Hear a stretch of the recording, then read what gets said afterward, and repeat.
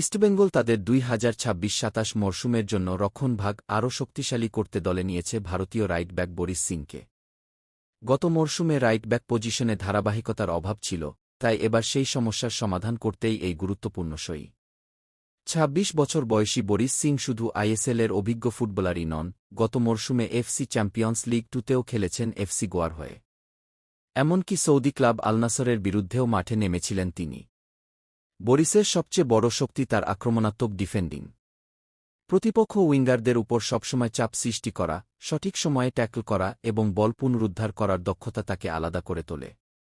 ফলে ইস্টবেঙ্গলের সেন্টার ব্যাকদের উপর চাপও অনেকটাই কমবে। শুধু রক্ষণ নয়, বল বিল্ড আপেও বরিসের ভূমিকা গুরুত্বপূর্ণ হতে পারে। গত আইএসএল মরশুমে তার পাসিং অ্যাকুরেসি ছিল ৮১%, আর লং বল অ্যাকুরেসি ৪৩%। অর্থাৎ ডিফেন্স থেকে দ্রুত আক্রমণ গড়ে তুলতে তিনি বড় ভূমিকা রাখতে পারবেন। আরেকটি বড় গুণ হল ওয়াইড এরিয়ায় টাইট মার্কিং।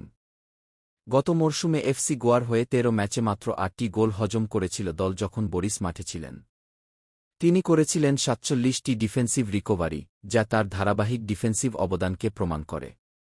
বিশেষ করে গত মরশুমে ইস্টবেঙ্গলের বিপক্ষে ম্যাচে বিপিন সিংকে কার্যত নিষ্ক্রিয় করে দিয়েছিলেন বরিস। সেই পারফরম্যান্সই হয়তো ইস্টবেঙ্গলকে তাকে দলে টানার সিদ্ধান্ত নিতে সাহায্য করেছে। এখন দেখার বিষয়, লালহলুদ জার্সিতে বরিস সিং কত দ্রুত নিজের ছাপ ফেলতে পারেন এবং ইস্টবেঙ্গলের রক্ষণকে আরও কতটা শক্তিশালী করে তুলতে পারেন। আপনার কি মনে হয়? বরিস সিং কি ইস্টবেঙ্গলের সেরা সাইনিংগুলোর একটি হতে পারেন? কমেন্টে অবশ্যই জানান।